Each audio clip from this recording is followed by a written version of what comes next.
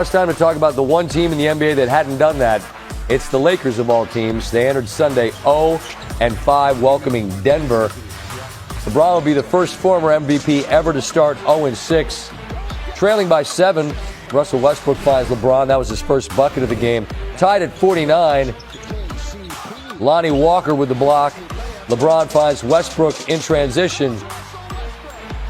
And the Lakers lead by 2. In the third, we're tied at 85.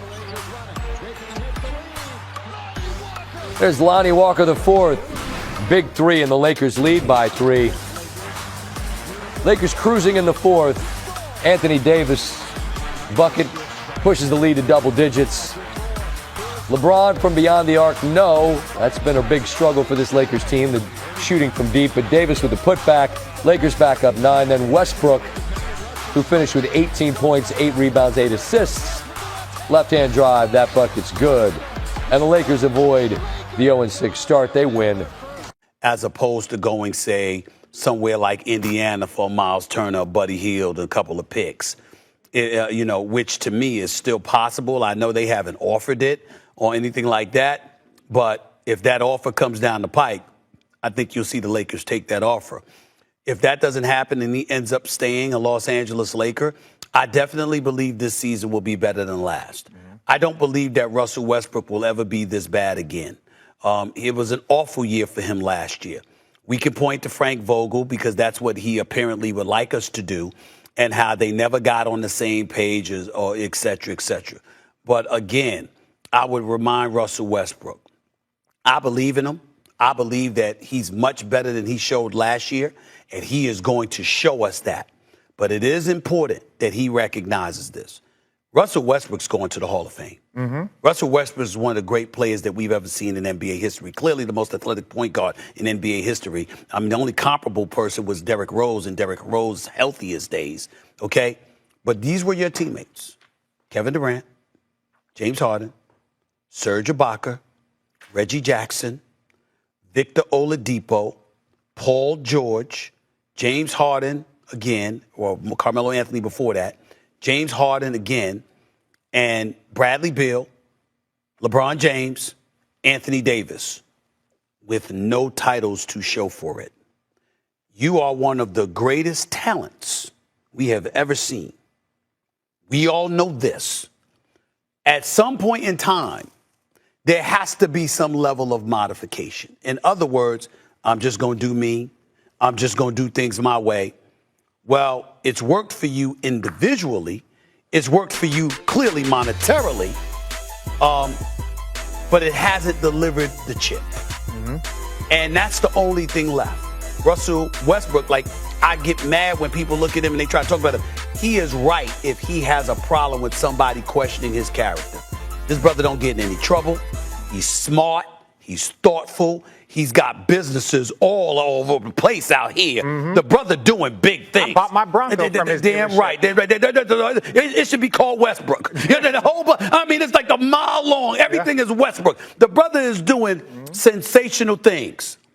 But you've never had a chip despite your exceptional talent. At some point in time, that's going to call for modification on his part. I don't know if it's going to happen in L.A. to a point where you're going to deliver a championship. Well, let's bring it out here. So let's live in a world where the Lakers get off the schneid tonight. They win a game against a good team on the road without Russell Westbrook and look markedly better. Then what happens? Well, what you do is you bring him off the bench, which is what they're planning on doing Friday. They're planning on bringing him off the bench to lead the second unit. But he knows they want him gone. From what I'm hearing, he practically wants to be gone, but they can't just let him go for nothing. And so you got to find a way to get something, in return for whatever asset he brings to the table. In the end, here's the bottom line. Austin Reeves being in that lineup, you got to get a shooter. This team is horrific shooting the basketball. They've had open shots. People are anxious to give Darvin Ham credit for it because they've had some open shots. But other people are saying, well, you know what? The reason why they were open, because everybody running away from them saying they with us. Let them shoot the basketball. So that's where we are. That's how bad the situation is. How soon do you make a move? Do you hold on? Or could this season be over by Thanksgiving? That's how you're looking at them right now. What do you think, Jay? As you become a veteran, you got to reinvent yourself. And it's not just your minutes, your points, rebounds, and assists, but it's your mind and your mentality. And for Russ, the thing I haven't seen, fellas, is that he hasn't accepted the fact that he isn't the player that he used to be. So if he accepted coming off the bench, all of a sudden playing at home, if he was enthusiastic about it, the fans would cheer him. They would be excited for him to go in the game. I've been saying this for a year. Yeah. And that's going to be his longevity. Because when you play at that number and you're at that age and you've accomplished so much, we've seen this happen with Carmelo Anthony. He was unceremoniously out of the league because of the press conference he did at OKC that said that he basically didn't want to come off the bench. So if Russ accepts this, he can even have a longer career. If he doesn't accept this, it's going to affect what his job opportunity is going to be going forward. So no one has told the story of the NBA longer or better than Michael Wilbon. Michael, how does this story end? How does the Russell Westbrook story in LA come to an end? Whenever it is that it does. It can't be great. I mean, it can't be. This is his home. I've thought about this even as we were having this segment. This homecoming, it started off with him thinking, I'm coming home to play. Russell Westbrook works out there in the summer. I mean, he practices and he plays there. He plays pickup. This is his home. And to have this stretch of basketball go this way has to be very difficult. You should never, ever bet on a single regular season basketball game that some result is going to happen. Mm-hmm. Having said that, I don't see any way, and it has nothing to do with Russ in or out of the lineup. The Denver Nuggets are coming off a loss that angers them, particularly their coach, Michael Malone. Mm-hmm. Right. Yep. You know he was into them in the last 48 hours. Yep. Everybody in the league likes beating the Lakers right now.